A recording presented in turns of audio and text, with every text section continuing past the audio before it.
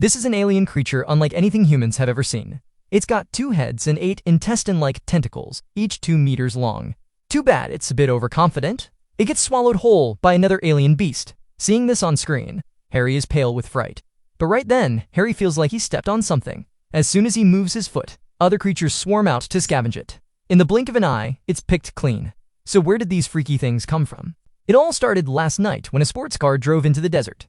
Big Strong dragged a mannequin out of his trunk and into a shack. Is he really planning to let loose out here in the middle of nowhere? It turns out he's setting the mannequin on fire. He's training for a firefighter exam and came here for some intense practice. Suddenly, a fireball streaks toward him at 1,000 kilometers per second. The massive impact blasted the mannequin and the sports car hundreds of meters away. The next morning, Kane, a biologist, and Harry, a geologist, arrive at the meteor crash site. They notice something eerie. The meteor that just fell last night is already covered in moss. Harry hammers open the surface and finds an unidentified liquid oozing out. He takes a sample to bring back for research. Back at the lab, Kane puts the sample under a microscope and watches as the single-celled organisms divide at an insane speed. Before he knows it, they've even burst through the glass slide. After checking the genes, it's clear these are definitely not Earth-based life forms. With no time to waste, they grab their students to dig the meteor out. But when they step back into the cave, what they see leaves them absolutely speechless. Mushroom-like fungi have sprouted all around the meteor, and the ground is crawling with worms. Kane picks one up with tweezers and realizes they can only survive in the environment created by the meteor. The moment they hit our air, they suffocate and die. They grab a few specimens for study, only to find, to their horror, that these things can self-replicate.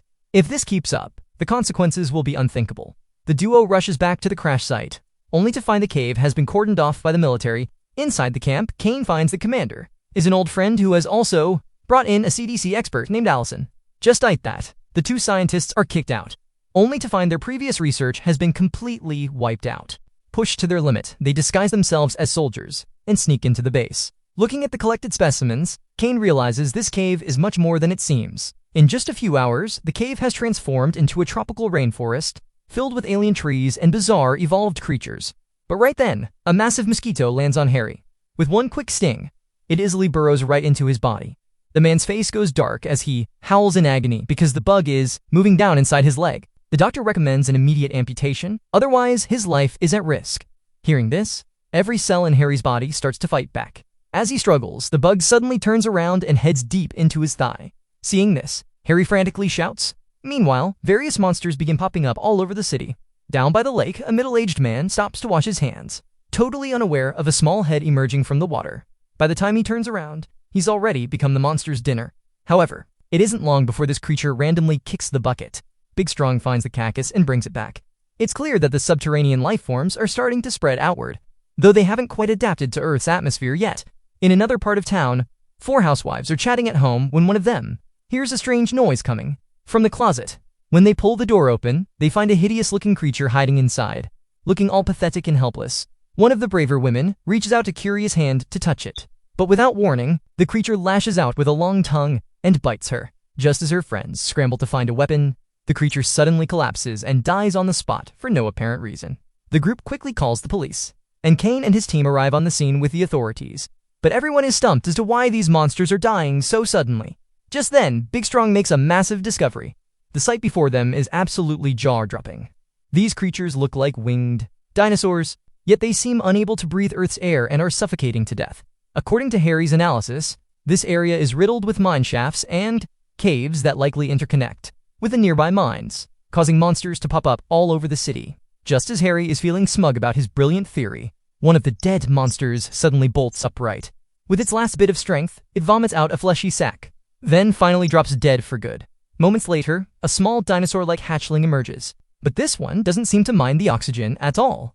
In just a few seconds, it grows several times its original size. It shakes its wings and takes off, flying straight toward the heart of the city. Whoa.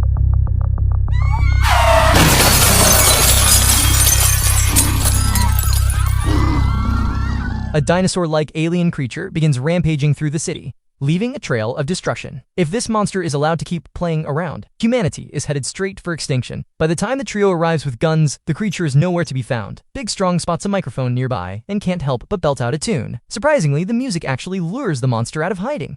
Up on the balcony, Kane seizes the moment and fires 3 shots. successfully taking the beast down. Word of this crazy event spreads through the city instantly, and the governor rushes to the base for a status update. Unfortunately, the situation is grim. The commanders are recommending napalm or even nukes to wipe them out. The governor wants to avoid weapons of mass destruction, so he settles on a massive fire attack instead. Just then, a soldier makes a shocking discovery. Primates have already evolved inside the cave. Not only have they trashed the surveillance gear, but they're also trying to tunnel their way out. Alarms blare across the base as the situation spirals out of control. The governor immediately authorizes the commander to use napalm, and nearby residents begin to evacuate. Meanwhile, Kane is staring at the meteor fluid, which has stopped metabolizing because it was frozen. He knows that if this mission fails, humanity is toast. Feeling frustrated, Harry lights a cigarette and tosses the match away.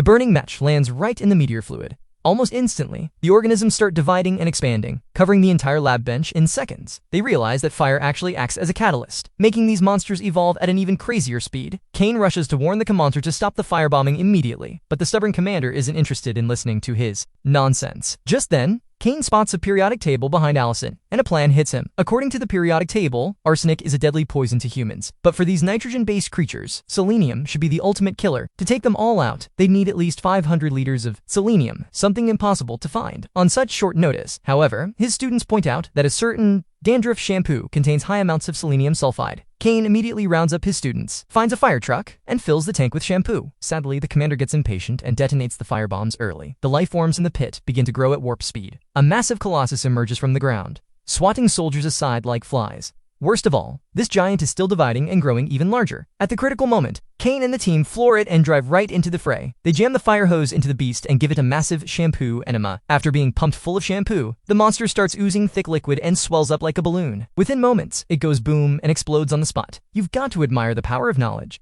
It just goes to show, master your science, and you can handle anything the world throws at you.